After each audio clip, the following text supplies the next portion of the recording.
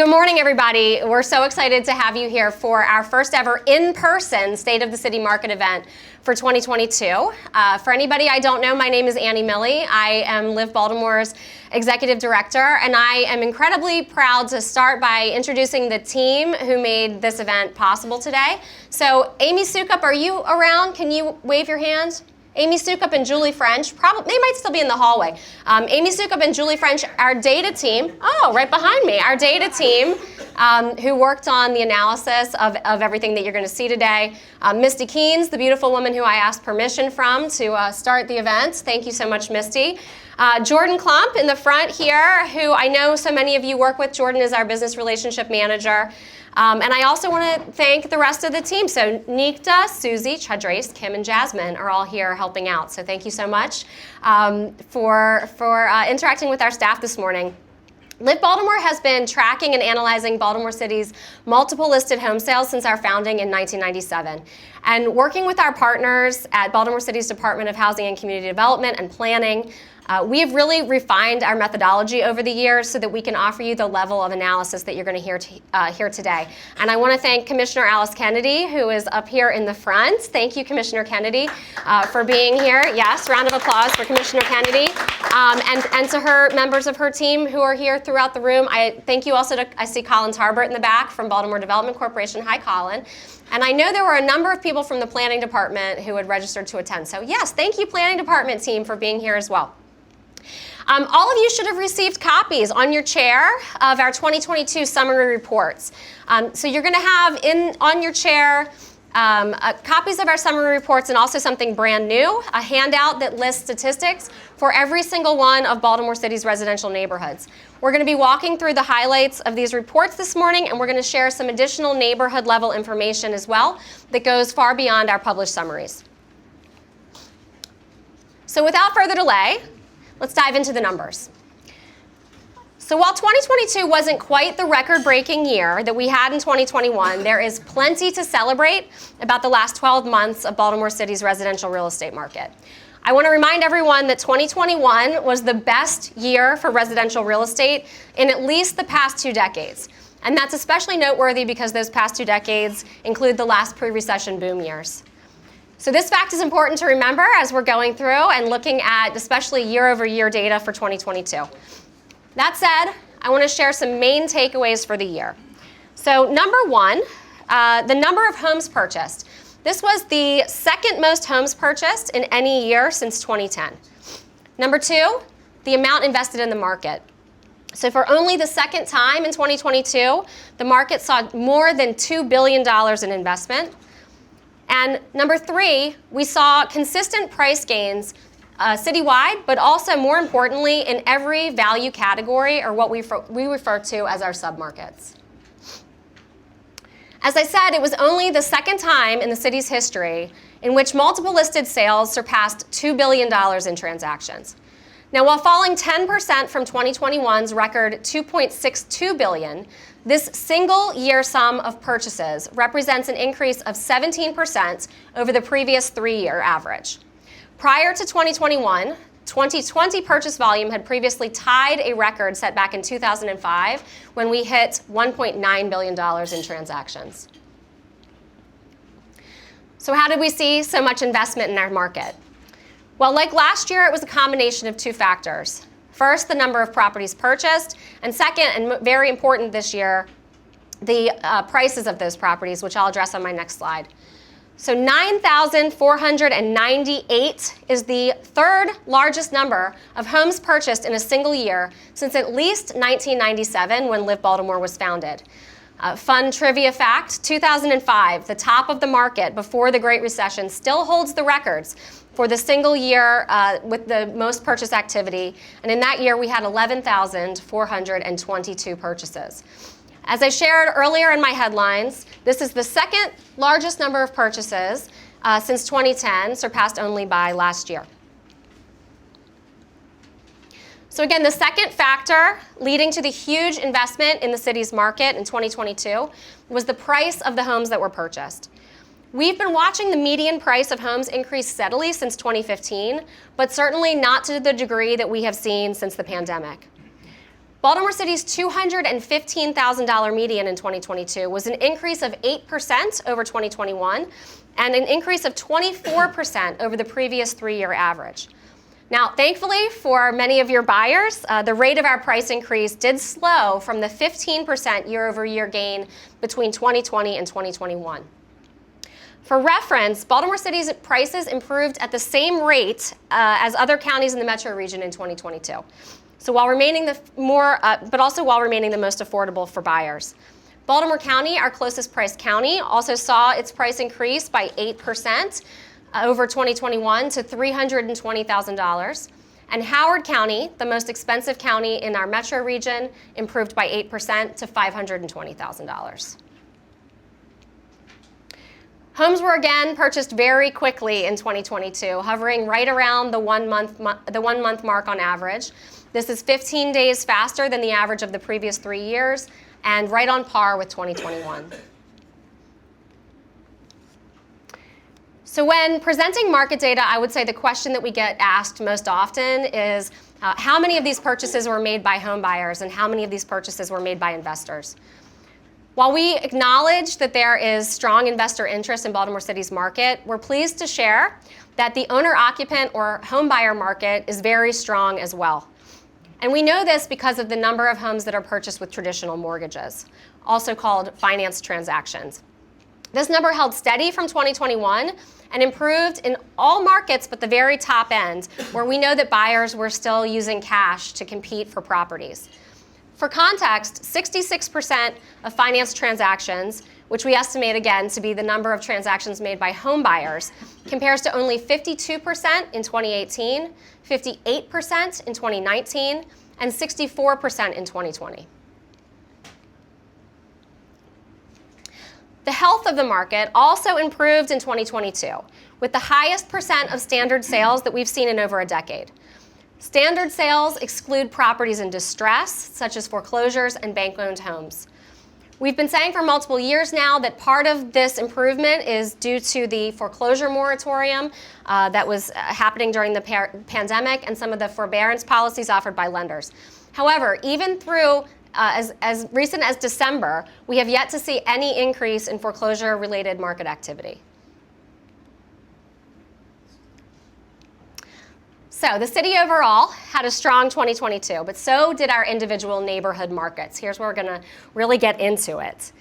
243 neighborhoods, more than 93% of the 260 neighborhoods that include housing, experienced purchase activity in 2022. 34 neighborhoods saw 50 to 100 homes purchased, while 22 saw 100 or more. You can see on the map that the neighborhoods in the darkest purple had the most homes purchased. And as you look at this, I'd like for you to keep in mind that purchase activity relates to available inventory, which is in part dictated by a neighborhood's size and housing density. 91 neighborhoods achieved purchase prices within $50,000 of the city's $215,000 median, while 66 had medians that were higher than $265,000.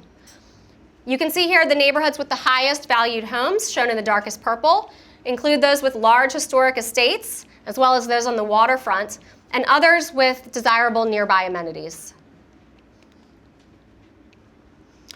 149 neighborhoods had an average sales speed within 10 days of the city's average 31 days on market. 56 neighborhoods had homes selling faster, however. And in fact, 27 neighborhoods sold in an average of 15 days or fewer. The city's fastest selling neighborhoods, shown in the darkest purple, were spread throughout the city in 2022, representing areas with a variety of home types and a variety of price points. The best part of the presentation, the city's hottest neighborhoods for 2022. So we're often asked to describe what are the city's hottest neighborhoods. And we always answer this question in 3 ways. The first way is where the most purchase activity took place. For 2022, the 10 neighborhoods with the most purchase activity, shown in purple and listed on the left, include many of the usual subjects, as well as some newcomers to the list. Hamilton Hills and Frankford in Northeast Baltimore and Greektown in Southeast Baltimore dropped off the list from 2021. However, Brooklyn moved up into the number 10 spot this year. Again, recall that sales volume is dependent on inventory. And so this is why Canton, a neighborhood with more housing than nearly any other, is almost always in that top spot. Another way to describe the city's hottest neighborhoods is to look at where buyers paid the most for their homes. So again, most of us are going to recognize the neighborhoods featuring our grand historic estates, as well as some of those along the waterfront on the top of the list. From last year, Cedarcroft and Loyola Notre Dame fell in ranking, while we saw Little Italy move up. So the final way that we like to quantify hot hoods is definitely my favorite, and that's because it answers the questions for buyers at all price points. It's independent of a neighborhood's density or size. So in order to provide the best picture of home buyer rather than investor interest this year, we limited our analysis of purchase speed to include only mortgage finance transactions and only those neighborhoods that included at least 5 purchases. What strikes me most about the areas you see in purple and in the table is the concentration of neighborhoods in the western half of the city. Only 3 of the 14 neighborhoods shown here sit east of Charles Street. And I would also, despite that, I would like to point out one of those east side neighborhoods, Eastwood. The Eastwood neighborhood, a tiny little dot there on the border in the south, made the list despite being the smallest neighborhood on the map. So while not every neighborhood can make a hottest neighborhoods list, many areas had markets to celebrate in 2022. Compared to the previous 3 years, purchase activity declined less than the city's overall 3% decline in 119 neighborhoods. Volume increased in 97 of those darkest purple neighborhoods pictured. Increased activity was largely clustered in east, west, southwest, and waterfront communities, with some outliers throughout the greater city. Compared to the previous 3 years, the median price increased more than the city's overall 13% increase in a whopping 191 neighborhoods. As in 2021, many of these neighborhoods started 2022 with the lowest values in the city. But unlike last year, multiple upper middle, competitive, and luxury market neighborhoods also show up in the darkest purple. Sales speed improved by more than the city's average in 21 communities when considering the most recent 3 years of data. More so than last year, the neighborhoods most improved in sales speed, shown in the darkest purple, did include many where investor activity is most prevalent. So now, while we've just reviewed the summary statistics of 2022 market activity, it's worth noting that 2022 was truly a tale of 2 markets. You all experienced that. For orientation of this graph, 2022 purchases are shown in yellow. Activity in the first 5 months of the year was nearly identical to activity in 2021, which is shown in the gray line. Then, as you can see, beginning in June, activity became nearly identical to 2018's, the red line. This means that yet again, 2022 did not follow the typical seasonal pattern in which June sees the most market activity. This can be attributed, at least in part, to the start of rising interest rates. Rates climbed from just over 3% in January to 5% by the start of June. Rates continued their climb to just over 7% in early November before falling back to 6.5% in December. The story of home sale speed also shifted after the midpoint of 2022. While homes continued to sell faster than they did in record-breaking 2021 through June, things reversed course in July and remained slower in every month but September through the end of the year. December showed the greatest year-over-year increase in the number of days required for homes to sell, while still remaining faster than in most recent years. Notably, as volume and sales speed reversed course mid-year, prices continued to rise year over year each month. There is absolutely nothing to see here but an ongoing upward trajectory. So, Based on the market activity in the second half of 2022, we are entering 2023 with continued but cautious optimism. Mortgage rates have been falling steadily, and economists believe that it's going to be more predictable rates that may offer comfort to many buyers.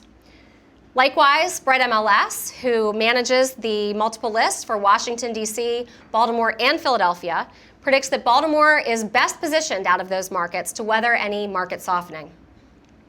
The fact is, Baltimore City is well positioned to capture demand in the region. Our inventory remains strong. Our prices remain accessible to homebuyers who have been priced out of our increasingly expensive surrounding counties.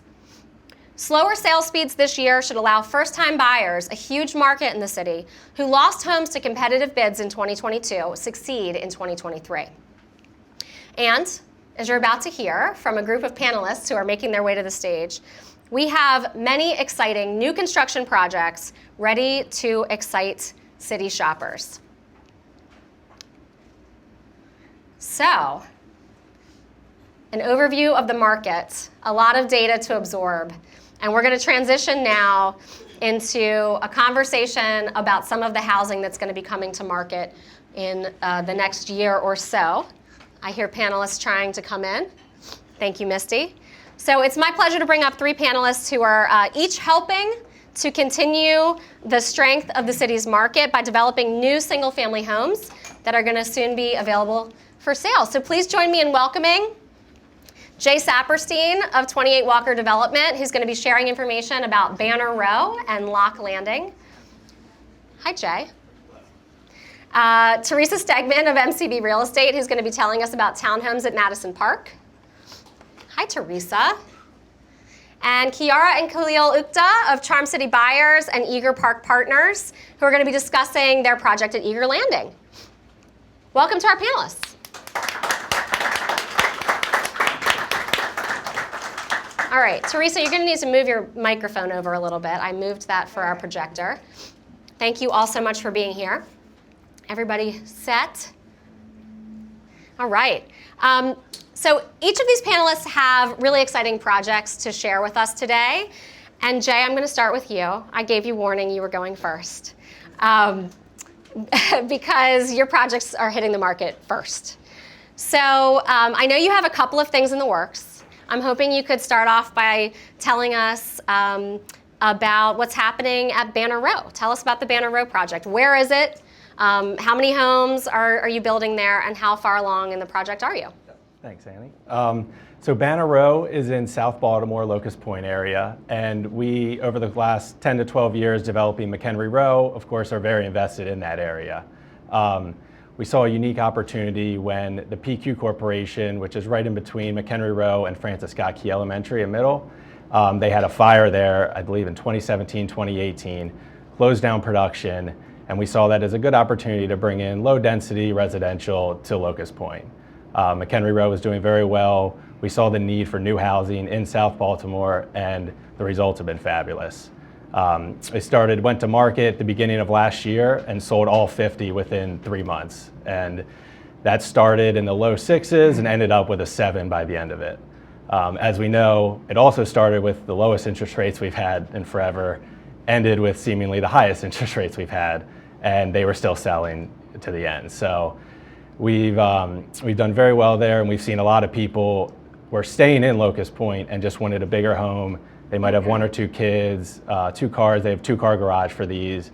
And we've really seen people, they don't want to leave the city, and they want to stay in the city, but sometimes they just don't have options. So with this, we've seen it great in South Baltimore and Locust Point.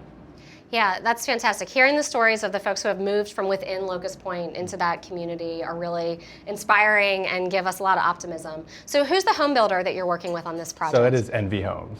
Okay. And so the first phase was 50 homes, overall 108, and they've just released this phase 2, about to break ground, and they've already sold 12 of the 20 homes that they have to market to date. Wow. And this is with interest rates where it is now. So it's showing, at least at this price point, that people are still wanting to buy.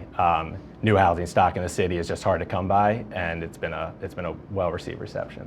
That's fantastic. So tell us a little bit, I think we talked about some of the features of those homes that you think are really driving the market for people to want to move over into those from maybe other parts of the neighborhood. Yeah, so the garage is very big. Right next to a school. They're all 4 stories, rooftop deck, and people have just seen you can kind of have 1 or 2 kids in there and be okay.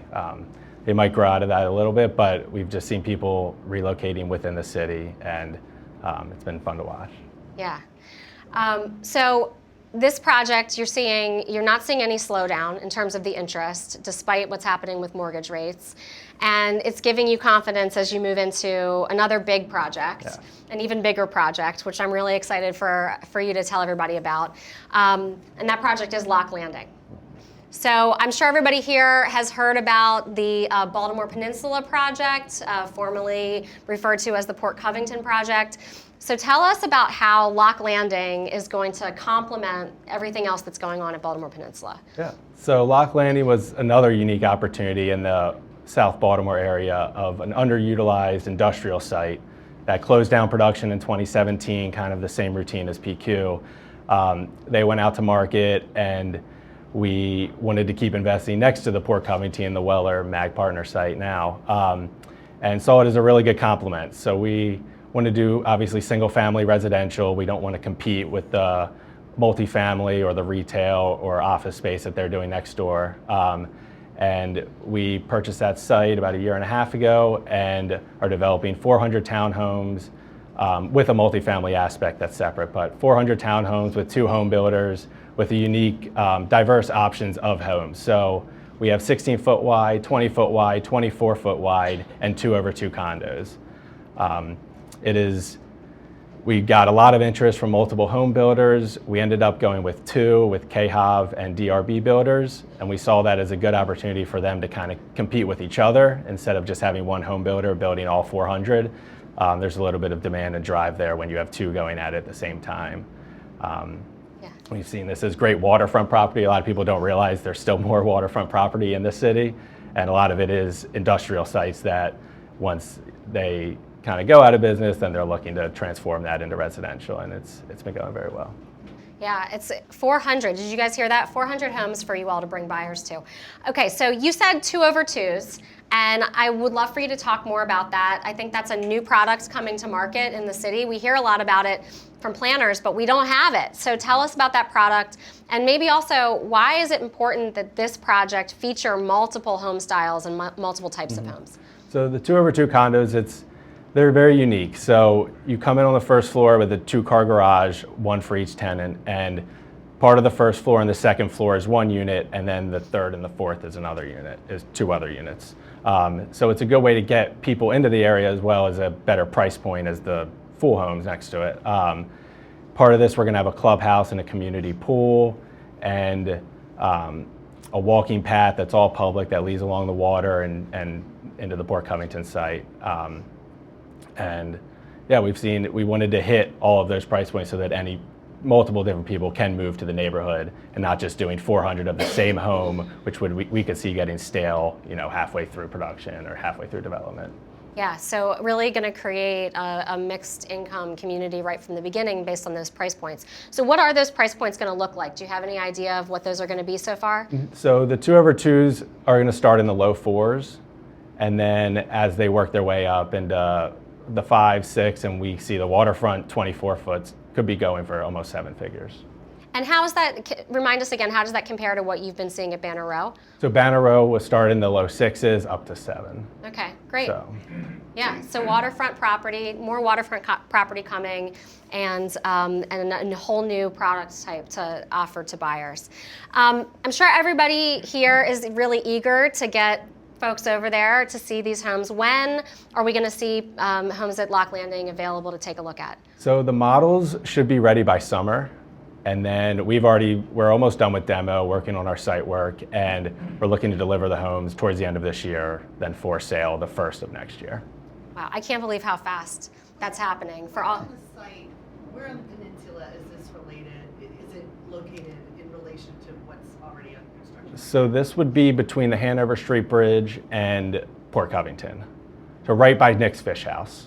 Okay. And there was a very large building there that needed to be Yes. demolished. Lock So the Lock Insulators building, the Lock Insulators Yeah. building will become a home for many more than 400 people, but 400 new homeowners. Is it going to be connected to South Baltimore at all by like anything other than roadway, or is it can you only get into like South Baltimore by driving?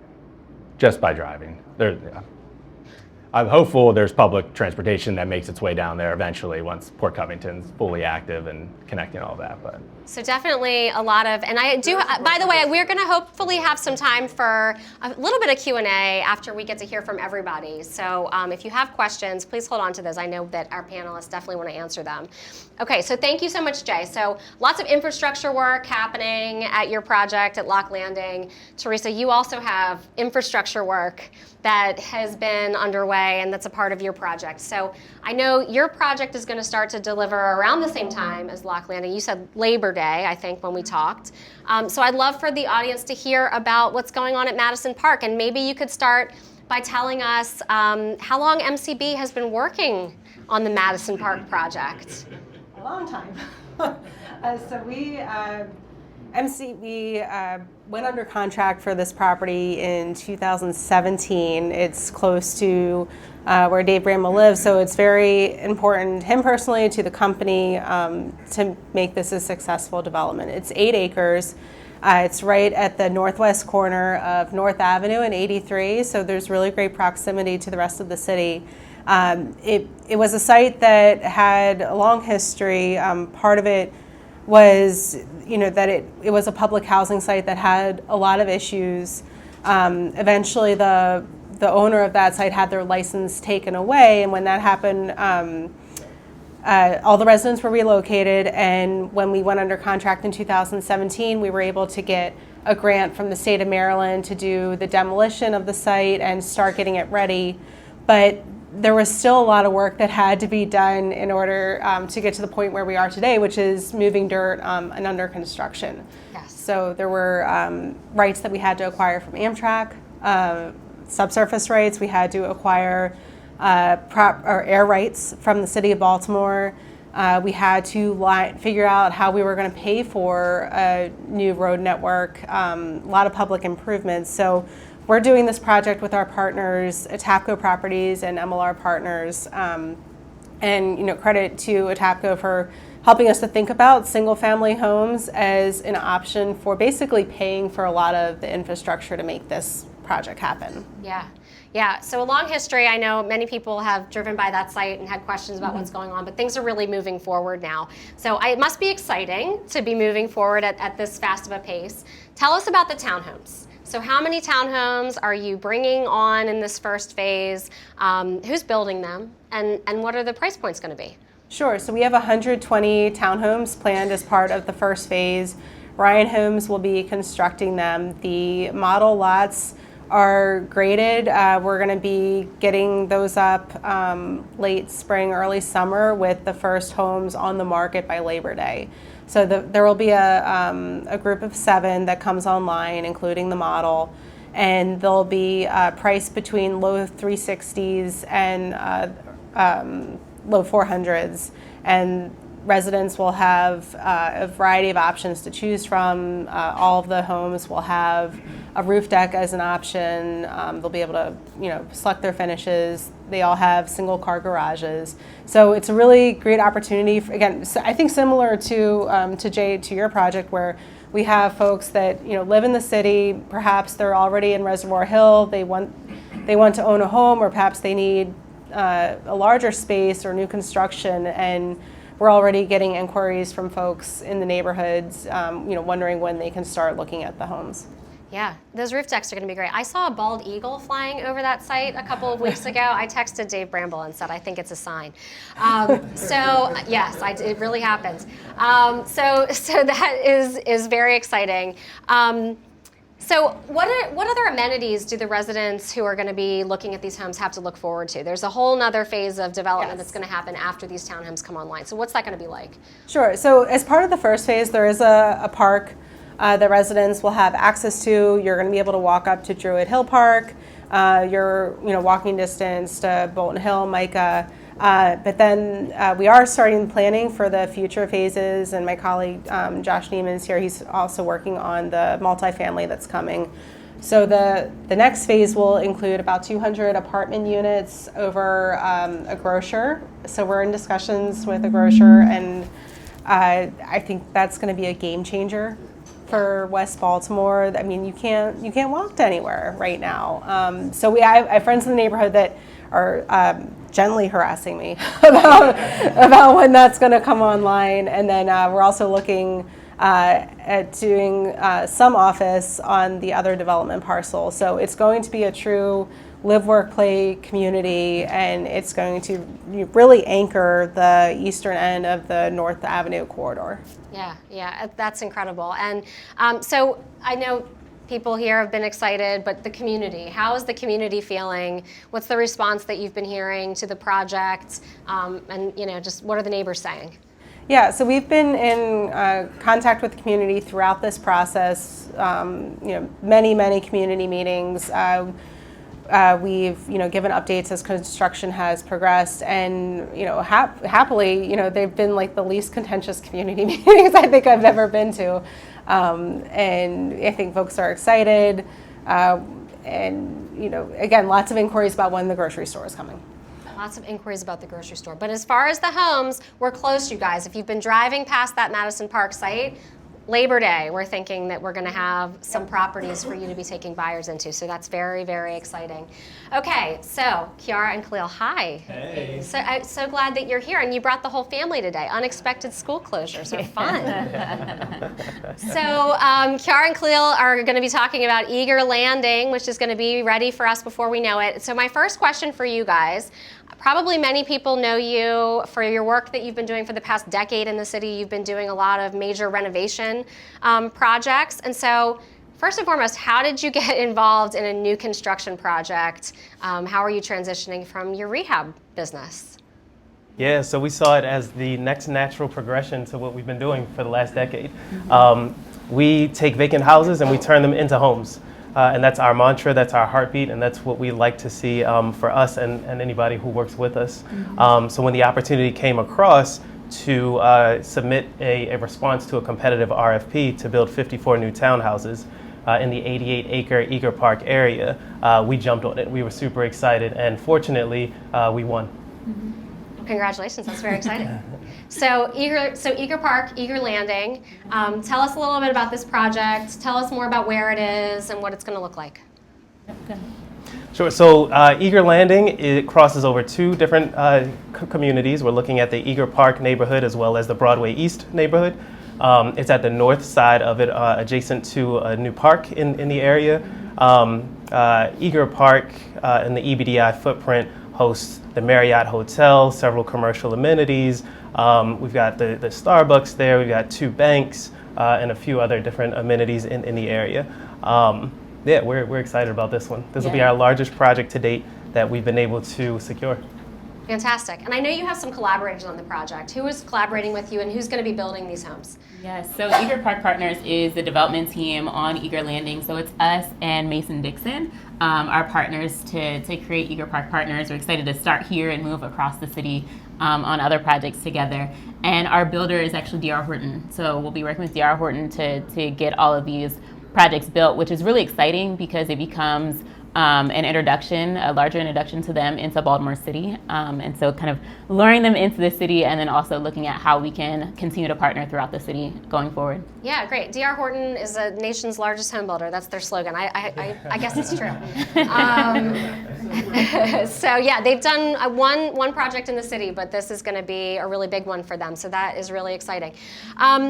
So tell us more about the homes. When are they coming? Where are you in the process? And what's the timeline looking like? Yeah, so we're very anxious to start infrastructure work. And so as I'm sure everyone knows, that takes a bit of work, but the city's been really great partners for us to clear the path to be as efficient as possible. So we'll be starting infrastructure hopefully by the summer, and then being able to start vertical early 2024. Yeah, so we're looking at delivery of the houses in 2025.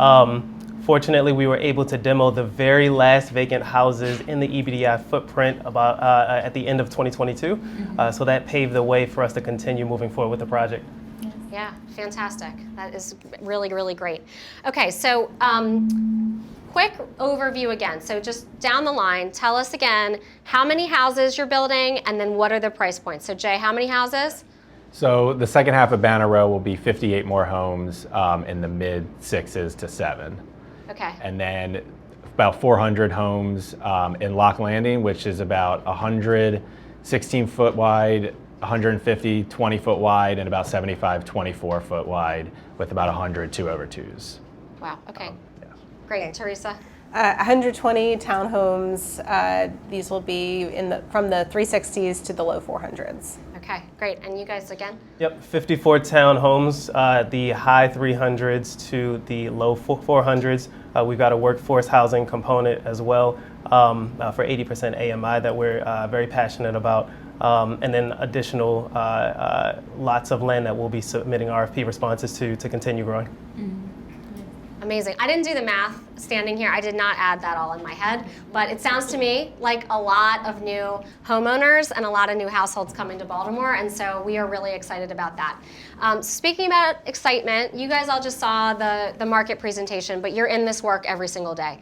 So my question for each of you, and you can fight it out who's going to answer first, what's your outlook on the market? What do you see and project coming in 2023 and into 2024? And anybody can take it. Don't race. No. I was just speaking anecdotally. I mean, I just went through the home buying process at the end of 2022, and that was brutal. And I think just given all the interest we've gotten for the site and the opportunity to own a home, we're feeling very positive going into 2023. Yeah. And myself, I went through that in early 2022. Got in right before rates started to go up, and we of course were worried, so were the NV homes, and we just saw it right in front of us. Rates went up and the homes still sold as quickly. With Lock Landing, we had a lot of home builders. As the market reports started to come out, rates went up, and articles, we had some pull out, and it was we had to bring in a different home builder at the very end. So we still see the interest, and we see rates hopefully ticking down next year. Yeah. What about you guys? Yeah, I'm really excited. I mean, Baltimore has a big lure. I think people are learning more about Baltimore than maybe what they've seen and heard in the past. And so you have residents who want to stay as new amenities and development continue to come online. And then you have folks from DC and Philly and New York and everywhere else nowadays wanting to come into the city for affordability. So the interest rates comparable to other nearby cities, it kind of becomes a wash. So I'm excited and looking forward to continuing to see new things being built and more people being excited about it. Yeah, we have a few houses of our scattered site rehab, full gut rehab houses in different phases of the process. We listed one in November 2022, which made us a little bit nervous. Not only are we looking at higher interest rates, but the holiday season and slowing down. We went under contract about 2 weeks ago, only $10,000 below our asking price. So we see that the market is moving in the right direction and that things are staying as stable as possible, given all of the conditions that we're all presented with. Yeah. So a little market correction, but nothing too scary for you guys. You're all continuing on with your projects. Another question for all of you. How important do you think new construction is? And I know, Jay, you talked about this a little bit, but how important is bringing new construction as an additional product into the city right now? Yeah, very important. There's not a lot of it, and of course it brings the price point higher, and it's tougher. But we've seen there's not a lot of it. So when you provide it, people get right on it, and we've seen that. Yeah. Okay. Yeah. Anybody else want to? How important is new construction to the market overall? It's critical. So the Broadway East neighborhood has not seen new construction in my time. So for this project to bring some new opportunities to the area is going to be a game changer, hopefully. Yeah, and definitely, Teresa, for Madison Park too, right? So when you bring in that new construction, it creates a whole new set of comps. And so that's going to mean a lot of opportunity for the neighborhoods that are surrounding the project, right? Right, exactly. And, I think having a larger site too, where you're able to really create a center of gravity is incredibly important for building that. Yeah. and the garages. Well, you heard it here first. There's a lot to be excited in Baltimore's real estate market, and so join me in thanking our panelists. Thank you so much.